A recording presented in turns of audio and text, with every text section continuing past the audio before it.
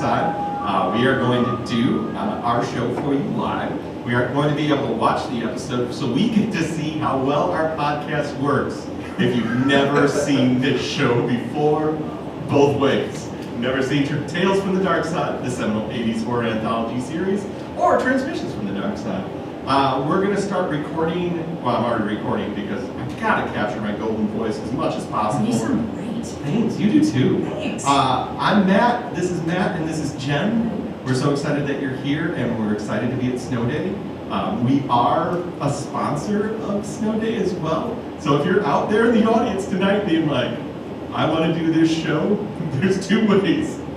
First way, enter into the raffle. There's a sponsor raffle, and if you win that raffle, you can be a guest on the show.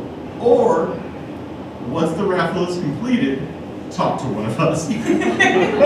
All right, so we're just gonna ask this from you. I'm gonna say 3, 2, 1. If you can just applaud with us, and we'll get this show started. Okay? 3, 2, 1.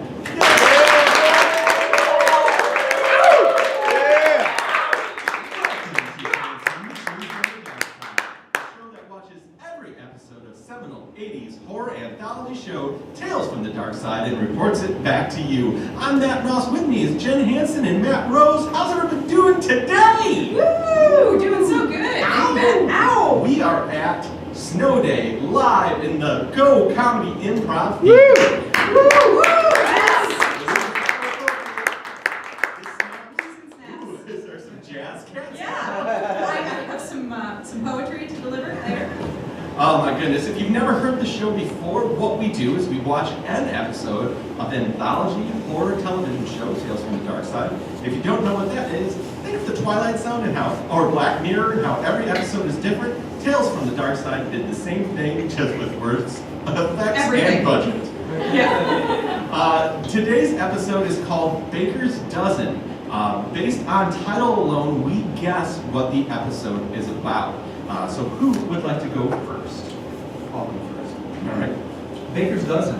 Fred the baker, after hitting a cursed gypsy with his car, must kill 13 people by the next full moon, or be turned into a Mothra. Oh, that's good. That was a nice finish on there. Yeah. Baker's Dozen. A witch orders a dozen loaves of bread from a werewolf? Yeah. Baker's Dozen. This is one haunted bakery. Even the cannoli is cursed. Don't eat the fig loaf or you're dead. Unfortunately, this episode was none of those things. So Jen, hit us up with those sweet deeds. All right, we watched Baker's Dozen. This episode aired November 23rd, 1986. Elderly cookie baker Ruby Cousins teams up with ad exec Henry Hogan to profit from her baking. Fairly bland, okay? This episode was written by George A. Romero, the George A. Romero, from a story by Scott Edelman. It was directed by John Harrison as John Sutherland for some reason. It's a real Adam Smithy of Yeah, himself. it is. But John Harrison was a friend and first AD for George Romero on lots of projects. He was first AD for Night of the Living Dead, for Creepshow. He headed Tales from the Darkside, the movie. So, wow. and no reason to be embarrassed with this episode. Maybe he was in hiding. We're gonna find out what I think about this episode because I like this one. I do too. A spoiler. Yeah. This episode starred Mabel King as Ruby, best known for playing Mama on What's Happening. She was in The Jerk. She was in The Wiz. She was the Wicked Witch of the West. Yep. She was the Wiz on Broadway. I used to love that movie. She was fantastic. Larry Manetti played Hogan. He was most notable as Rick on Magnum PI. Yep. Vernon Washington was Aloysius. He was Otis in The Last Starfighter. Oh, yeah! Which I watched the shit out of as a kid. It was one of the 6 movies we had on beta. And it was in heavy rotation. Once again, Jen, how Whatever with great your was superior beta? resolution. Oh, That resolution. so many extra lines of resolution. It's like you were watching more of a movie. Yeah, it was a better movie than VHS. Yeah. He was also George in Friday the 13th, New Beginning. He was in Fame, and he was in Hill Street Blues. And finally, as Kathy Osborne, the laggard wife, was Therese Paré. She was also Kathy Osborne in the Madness Room, previously on Tales from the Darkside, and pretty much nothing else. Really? So she was probably like a George A. Romero groupie who just sort of hung around, and then somebody didn't show up, and she's like, well, I could be an actress, and then said it just like that. And then, hey guys, man lives in the sunlit world of what he believes to be reality. But there is, unseen by most, An underworld. a place that's just as real. But not as brightly lit. It's a dark side. It's a dark It's a side. dark side, I would say. The door from the dark side swings wide open, and we are welcome to a bakery sign. It says Cousins Donuts. Dozens. Cousins Dozens. Cousins I wrote Dozens. donuts. Oh, so bad. And then I was like, oh man, is there a porn parody that's going to happen of this episode where it becomes Cummins Dozens? Probably. Oh, let me see that pattern. You know how they made every porn parody in the world, and now they finally have to get to obscure 80s television shows, season 3. It's like, we can't come up with any other names. I saw a show with a bakery, but just do it. They're like, well, we had this whole thing with The Wire. No. It has to be seminal 80s horror anthology, Tales from the Dark Side. We don't have enough actors to do The Wire. Season 3, episode 8.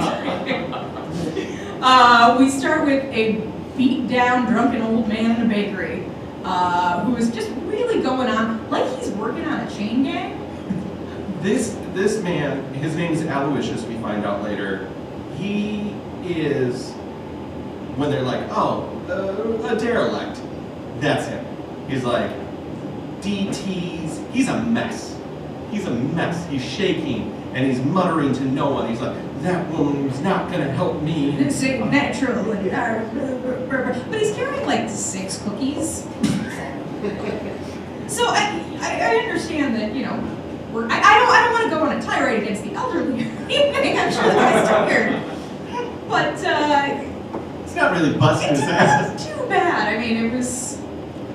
What I took away from this is that he's too old for this shit. Yeah. Because all he does is complain about how he has to sweep up at a bakery. That was not a big bakery either. No. I've had worse jobs, I guess is all I'm saying.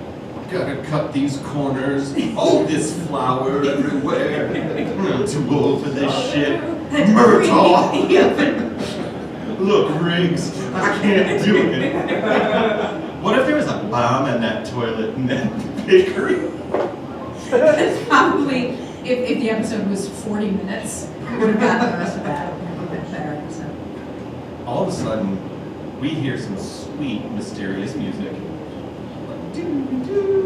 And the bakery detective shows up.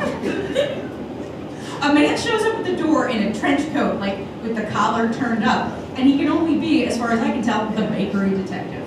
He's wearing Gucci loafers, slacks. So I interpreted it in a different way. Okay. Because I wrote that he looked like the cover model of the Crooked 80s Baker Quarterly. That's also fair, yeah. He's wearing a power tie. He went to the Gordon Gecko School of No Nonsense. Nope, he walks right in, and he's like, hey, Hogan, for Cousins. And we're like, This isn't a phone call. Is he a politician? Who is this guy? Well, and I like that Aloysius is like, oh, she's waiting for you, and then goes right back into bitching again. Yeah.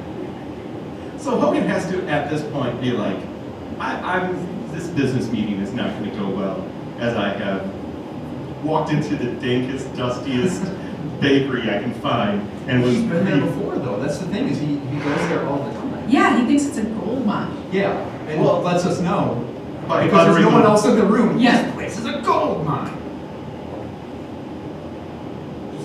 Aloysius leaves. Hogan is standing there, and then all of a sudden, Miss Cleo walks in. This is not the subtle performance from Mabel King you get in The Wiz.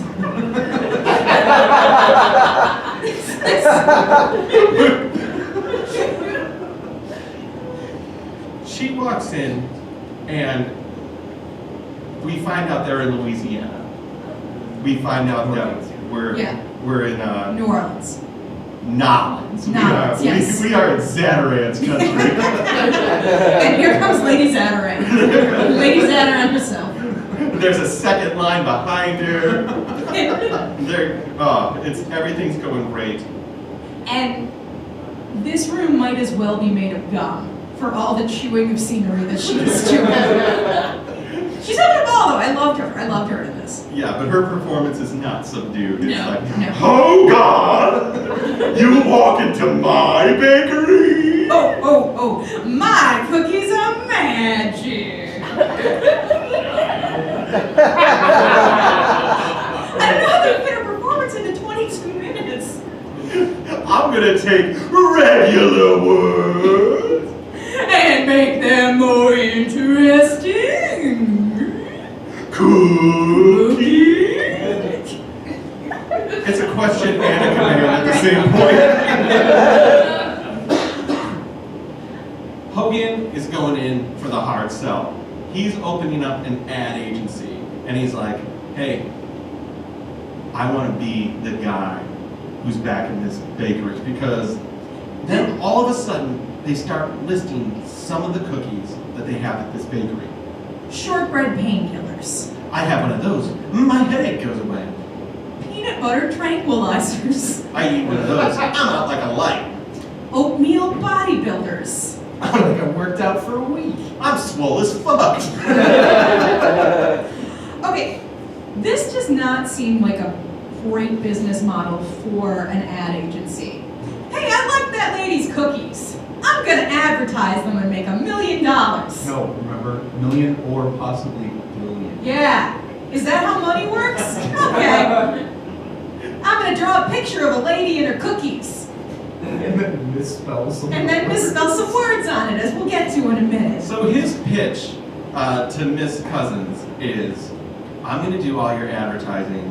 You're going to franchise because people can't get enough of your cookies. And my sweet advertising. And we're going to get millions of dollars. Step 3, profit. Let me tell you this ad campaign, faithful listeners. Jen, did you write it down? Matt wrote it down. Okay, good. Yeah, I can't find it. Oh, Lord.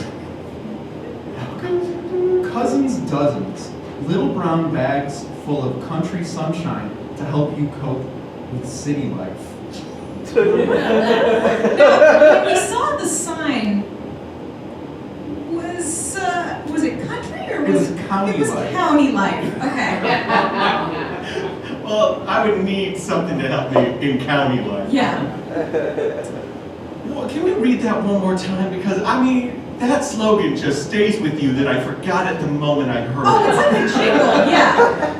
The cousins, dozens, little brown bags helping you deal with county life. Was that close? Yeah. Okay, great. Basically. All of a sudden, Miss Cousins grabs it and she's like, I love this. What? Yeah. No way she could. She's like, you know what I'm gonna do? I'm gonna sleep on this one. Well, wait, we did miss one thing. When he tells her, when he tries to incentivize her to use him, he's like, well, if you don't go with this, I think the boys at the crime lab would tell me what's in these cookies. Like there's a fucking cookie CSI unit. That's I'm Officer Bada. I put my finger in, I put it in my mouth, I know exactly what's in there. Give me that cookie. Hello. It's voodoo. Oh, and there was another cookie. Crunchy Nut Expanders? Wait, that can't be No, right. That's what it is, though. it was Crunchy Mind Expander.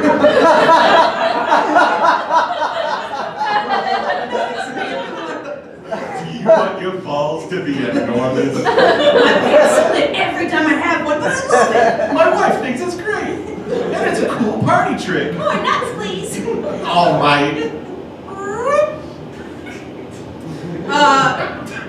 With her promising to think it over for the night, that we end Act 1.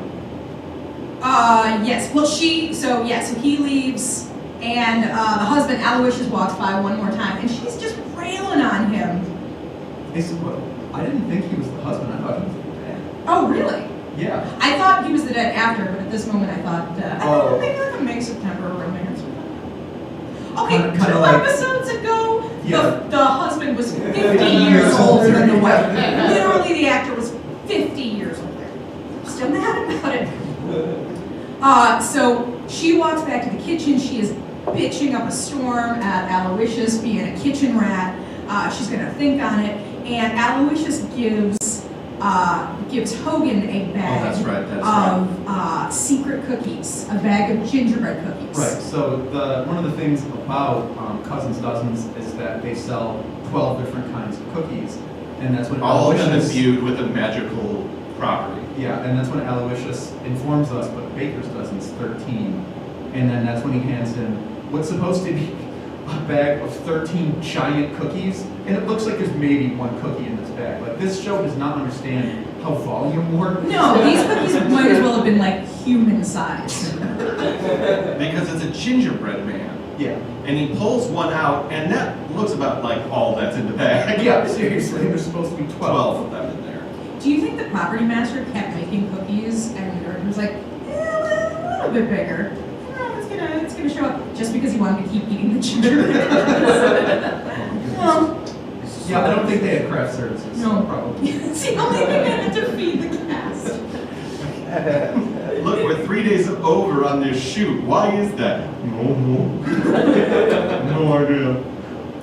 Aloysius tells Hogan that she is a Bayou witch woman and she has the bad juju. In that Hogan needs to take her down. Yes, and these gingerbread cookies will bring her down. With no direction on how to use the cookies, just take these, you'll figure it out, I guess. Right. And so she comes back. Hogan leaves. Aloysius is, going back to work, muttering, "This ain't natural. This ain't natural."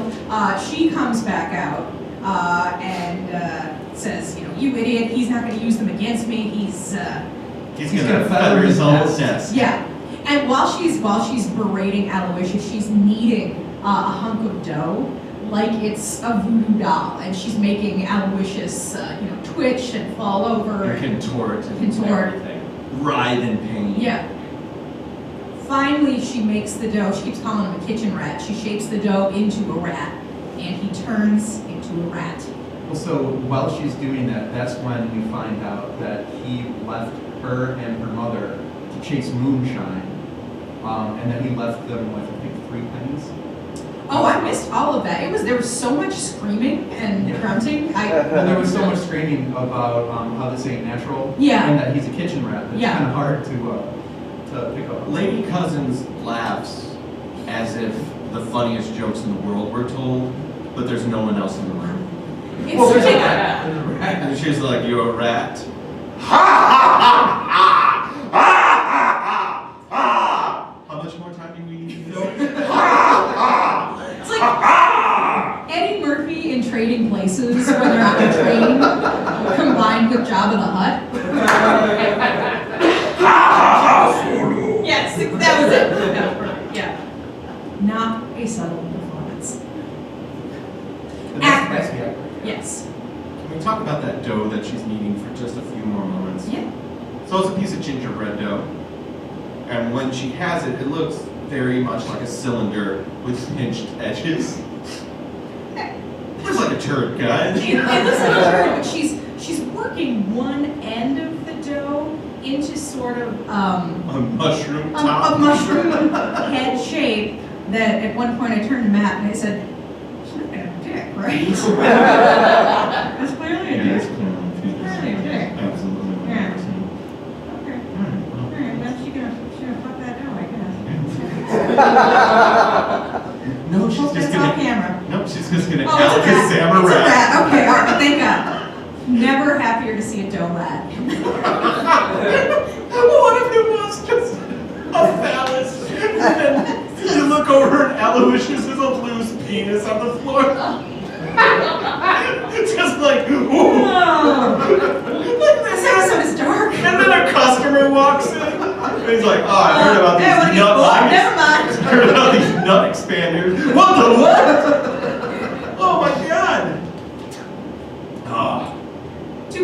minutes left before we get this show.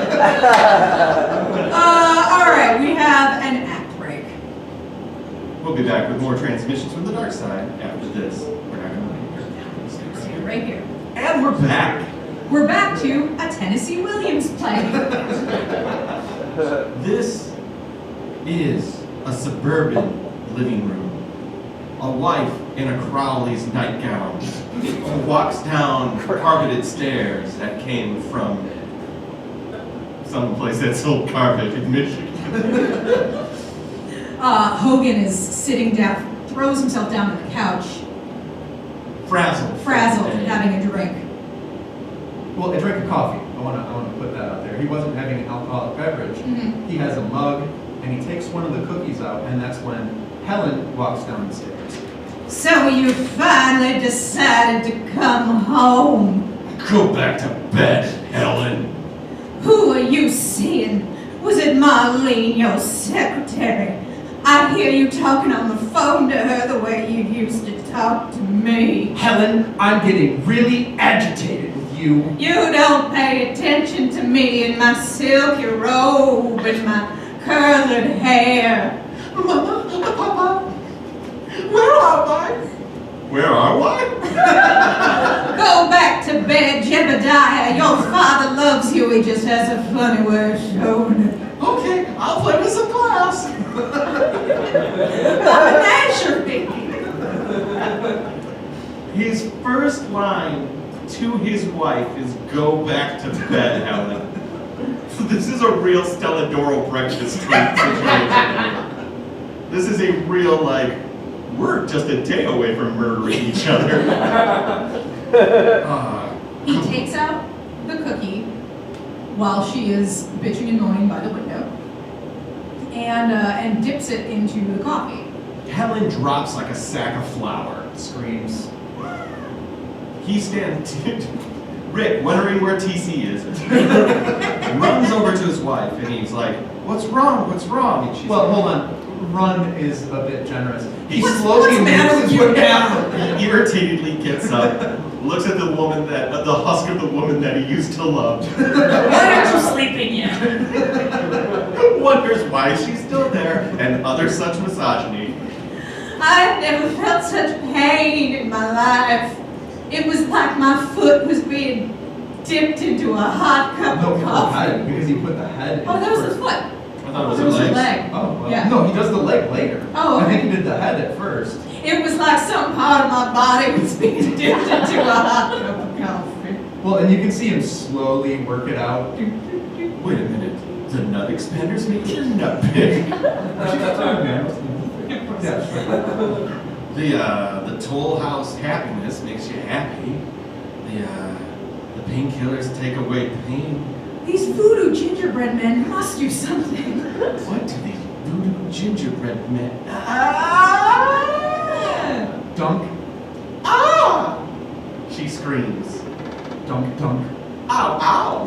She screams twice. Then he just starts laughing. Then he's like, don't leave it in there. Ah! Ah! How much more time do we have to fill with laughing? 30 more 30 seconds? minutes, yeah. No problem. Ha! Ah! And I think that's when we get the first montage we've ever had. Yeah. On Tales from the Dark Side. Picture this. He realizes that these gingerbread men are voodoo gingerbread men. Mm-hmm. So now he can make people he doesn't even know do what he wants them to do. He's like, Miss Cousins, we're going to the top. Breaking news on the radio. Montage of Newspapers swirling by. the news. The cookie news. Business news. Cookie news. Well, Voodoo journal. what I thought was funny is they show a couple newspapers that have vaguely related headlines, and then they just show Forbes for no reason. On the radio we hear, local American cookie maker makes dream come true. Like they always report. So it's newspaper, Forbes, dude straight up murking a cookie with a knife. Yeah. So yes, so now Hogan, TV's Rick, is like, oh, you know what? I need to murder more people. That'll get me ad business. Which I do work in marketing, and that is fair. I I can say with 100% certainty that is the best way to do it. If I don't get that Clapton account, somebody's gonna die. It ends, though, on a kind of a bummer note. In this 30-second montage of newspaper clippings, radio reports, and headlines, we see the rise of the Cousins Dozens and the demise of Cousins Dozens. No, Hogan's slogans. So Hogan's slogans. But Cousins Dozens is still on its way up. Yeah, she's still doing okay. He's the one who might have to file for bankruptcy for reasons he won't disclose. These ads were coming fast and furious at us. I'm pretty good at reading, but I was first to do some, I don't know, brag, but I'm pretty good at reading. Give me a reading test. Somebody give me a reading test right Okay, now. well, let's just Somebody give me a California achievement test. let's just give you a California achievement test here and read that top line. Quentin and Charlie. Nope. Okay. Well, let's just try this again with something a little bit. This is usually a kindergartner's level. Okay. Cat.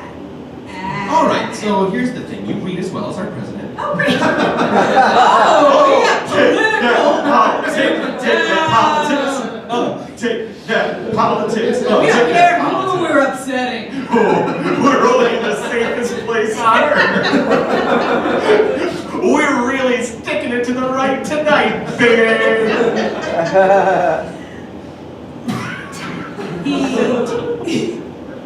He goes home. Hogan goes home again, dejected. Hogan slogans. And with a name like Hogan's Slogans, how can your business not be taken seriously? Yeah, we here at Tiffany, the jewelry company, cannot be associated with Hogan's slogan. Okay, well, you didn't look at the poster. Tiffany Jewelry, a little brown bag of sunshine for country life. I got county, country, I'll make it bigger. In the city, question mark? Can you give me some money? I'm sorry we can't, and you need to leave. You are stinking up the office with your desperateness. Gotta close these deals. Oh, gotta close another deal. Shouldn't have eaten the oatmeal raisin stick. That's a cookie. That's a cookie. I was trying to think of something for a 7-layer bar. Like what would the voodoo curse be associated with a 7-layer bar? Oh, like a coconut caramel indigestion. Keep going. Apple. Shame. Oh, a 7-layer shame. A 7-layer shame bar. You eat one bite and you just go home. Cry. You eat it, you take a bite and you go, oh, why am I so fat? And you cry and you have another bite. You have another bite, you're like, I need to call my parents and apologize. Which, to be fair, is me every time I eat a 7-layer bar. It's the coconut. It is. It's too rich. Nobody wants that. Oh, just scrape it off, but it's layer 3. Why is it the middle layer? He goes home once again to Cat on a Hot Tin Roof. But it's a different cat on a hot tin. No, he goes back to Cousins Dozens, and he tries to talk to Aloysius. Oh, you're right. And Aloysius just wants nothing to do with him. He's like, I gave you the cookies, you didn't do shit. Yeah. I told you to get rid of this devil Bayou woman. And what did you do? You did it all for the nookie. He's a real Big Lip Biscuit fan. Roach Couch, I guarantee. And Is this when she reveals to him the magic of the cookies? Or my notes get a little thin. Well, no, this is when she tells him, like, yeah, I knew you had the cookies, and you obviously didn't use them right or something like that, and I'm judging that you need more. You probably only have one left. What are you gonna do? Use it on me? Yeah, and then that's when she reveals that she was like blocking his mojo with other mojo. Yeah. Because she wanted She to be fixed his his only. client. She wanted to be his only client. which doesn't make any sense, really, because what does it benefit her if he's her only client? Well, so he has more time. Like when my husband and I were buying a house, real estate agent. She was great, but she was, she was a busy real estate agent. So my husband and I had to murder the rest of her clients so she would have enough time for us to find a house. We just really, we were so sick of living in an apartment. Yeah. And I'm going to ask you to stop for a second yeah. and rewind a little bit. Okay. Just the part about what you do with clients. We did not murder our real estate agent. I will be very clear. Right, no, I got that part. She is living in fear in Madison Heights right now. That the sweet embrace of the crypt could come at any time, but she is well otherwise. Do not cross Jen. Oh, look at this cookie I have. Oh, she's eating a murder marble. I have no idea. Oh. They're at this point where Miss Cousins looks at him. He pulls out his last remaining His gingerbread. last moldy as fuck. Yeah, it does not look good. It's been a year. It's been a year. It's been a year. Pulls out the cookie. It looks like death itself. And she goes, "You're not going to use that on me. You can't." He puts it away. She blows him a kiss. This is important. It is. She leaves. He goes home to Cat on another hot tin roof. Because it's not Helen anymore. It's a new woman. No, No, it's the same way. that's still Helen. Is it still Helen? Yeah, she's just her hair is down. Because she walked Just like in a movie when a woman takes off her glasses and takes off her hair. I don't know, let's check. Take off your glasses right now. Who are you? I don't have that face permanence. Jen, you're back. Oh no! It's the same woman? Yeah, that was absolutely the same one. They couldn't pay for another actress. You're right. You're right. What was I thinking? Well, actress. This was her Well, role. human woman, For another human woman. They get there.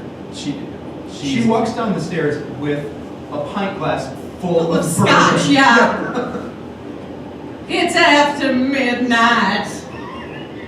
Where have you been? I know you've been with that sick lady. Go back to bed, Helen! I'm not cheating on you. I smell it on your breath. I need to go take a shower. When I come out, you better be asleep. He is really He's a real piece of adamant. shit. He's adamant that Helen needs to go to bed. Helen sleeps 20 hours a day. Because if he gets home and she is not sleeping, it doesn't matter. Morning, noon, or night. She better be goddamn asleep. Or she's taking a beating until she goes back to sleep. Terrible. Yeah, This guy's a real piece of garbage. yeah. She stays downstairs He goes upstairs to take a shower. and then she grabs his coat. She starts rifling through and she finds the wrapper with the cookie, and on the wrapper is lipstick.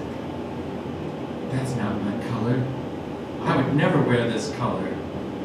So it's this wrapper with the moldy gingerbread poking out of it. And she starts to crumple it up. Crumple, crumple, and we see just his feet in the shower, psycho style, and you hear him scream, and you just see blood start pouring down his legs. I thought that was cool. I thought that was a nice shot. This is like the first real blood that this show has ever had. Like real. Well, over the in top. Florence Bravo, though, we did see the bullet wound, but this is a lot more blood than that. This isn't just something they applied with sponge. This is they dropped, like a glass of blood. Yeah. Just a glass. Yeah, Yeah. that's all they had. Whoa! Whoa! This tempura paint cost a fortune. I thought this was the best. There he's screaming like bloody murder. Loved it. And from there, you see his hand go up on the wall and drag down with blood. Yep. Cuts back to Cousin's Dozens. Miss Cleo is ecstatic. She's like, ha ha ha! Aloysius comes out. He's shaking and brooming and Shaking and brooming and wishing and whooping. So she keeps calling Aloysius kitchen rat, kitchen rat, kitchen rat. He tells her that He's gonna get her. Yeah, that you see his face because she's been seriously working this dough over, and you see that his face is starting to kind of blister and peel, and he's shaking, says, "I'm gonna get you, woman," or something along those lines. And that's when I think she starts laughing again, screaming kitchen rat, forms the dough into a rat again.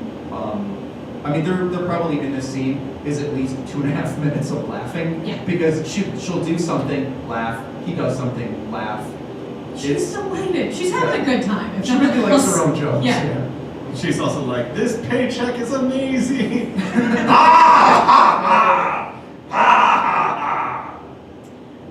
You see him on the rat as a floor? Nope. See him as we're on the floor on a rat. You see him as a floor. He's a floor. You see The floor. world is a rat. The world is a vampire. So You see he is the a rat. rat on the floor. The rat runs off stage. Miss Cleo is laughing. Suddenly she is in some discomfort. Suddenly she's having the big one. Yeah. Like clutches her chest, Yeah. falls down, and starts crawling along the ground and informing the audience of what they already knew. Yeah. Aloysius had the 13th cookie. Yes. Because it was a baker's dozen. Get it? It was the name of it. Okay. And then what happens is 30 seconds of seeing a rat eat a gingerbread cookie. Right. They were like, well, we paid for this rat. We should just film it eating this cookie. The guy from the ASPCA was like, we can only have that rat eat a cookie for another 11 seconds or he's not going to feel well tomorrow. I think it's funny that the rat got more screen time than the wife, though. Yes. Like, that rat had powerful friends. The rat's performance was better than that was believable. And there was a majority of the time that rat would go to sleep on command. That's the episode. That's it, yeah. Let's go to the writer's room. Is there anything in this episode that you would fix? What I would do is I would provide more backstory to the relationship between Aloysius and his cousins, because you don't really get a whole lot. I mean, obviously she hates him because he left, right? But I would like a lot more filling in the blanks, because he left to chase moonshine and she had 3 minutes. But we don't really know all the shit she went through. We kind of have to fill those blanks in ourselves. And while usually they kind of force feed you all the things through a haunted exposition dump, in this one I could have used a little more backstory. I agree. I think what they could have done at the beginning is they could have easily cut down the interaction. Well, he's alone in the bakery forever, just mumbling. There's a lot of muttering in this episode. They could have cut down on the I'm too old for this shit. Yeah. It could have been he was out there cleaning and she was there being terrible to him. And then when she left after Hogan arrived and Aloysius talks to Hogan about take these cookies, he could have filled in more of the backstory there. Right, and I think that it would have been a little better if instead of him just muttering under his breath, he had actually been terrified of his cousins. Yeah, Because Hogan she could have turns into already. a rat every day. Yeah, Hogan could have already been there having the meeting. He could have been out front muttering, and the two of them could have, come out from the back. And, Oh God, yeah, just cut to the quick. yeah. Hogan's there. He makes the ad campaign. She's like, I'll think it over. And then he comes out and Aloysius, she's like, pay no mind to Aloysius. And then he walks through and Aloysius grabs him and is like, don't deal with that devil woman. She's my daughter, but she's not my daughter. I lost her the moment we opened this bakery. Uh-huh. He is so the thing that makes it hard is that he walks in already knowing that these are haunted cookies. Right. He walks in And not concerned. He walks Well, in that's loving. not necessarily true because he refers to the power of the cookies as chemical persuasion. He thinks that they're putting drugs in them. He thinks he's in a dispensary. Yeah, and I think I think if they would have set up the meeting with Miss Cousins and Hogan, where she calls him in to do advertising because she has these new cookies, and he tastes one, and then he gets happy from the oatmeal happiness cookie, and he's like, "We're gonna make a mint," and then he leaves and he gets the warning then. Yeah. But then he gets those gingerbread cookies, and he does the same type of thing, like he screws it up. That would have been at least a little bit more. I would have been more on Aloysius' side instead of being like, this guy's just crazy. Yeah. Yeah. Anything else? No, it wasn't like that. Yeah, I like the episode side. Well, give us a scale. Okay, scale of 1 to 10 nut expanders. How many would you rate this episode? How many nut expanders would you give this episode? You know what? I'm gonna give it an 8, but I'm gonna say this is a must-watch. Oh, okay, yeah. I'm gonna say that this is, at this point, is the last one kind of written by George Romero. That's fair. Yeah, that gives it a must-watch, I think. I would say that it's also, of the ones that he's done, probably my favorite. I think mine as well. Yeah, well, he's done Halloween Candy, right? Yeah, and he did, what was the first one called again? I forget what that was called. It's called Trick or Treat. Trick or Treat, that's what it was. Halloween Candy, And then And the then the circus. circus. the circus. I The like circus the is good circus. too. I like the The circus circus for more than I different like reasons. Baker's. I think I liked this one. I liked this one better. Maybe it was the performances in this one. I love the performances. I thought it was fine melodrama. Yes. This one didn't have William Baker.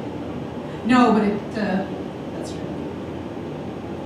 That's the episode, everybody. If you want to get in contact with the show, it is T from the Darkside on Facebook and Instagram. Watch a man slowly lose his mind in front of you. You can reach out to us at TFTDSPod on Twitter, or if you like email, it is tfromthedarkside@gmail.com. Thank you so much, Go Comedy Improv Theater. Thanks, you guys, for coming.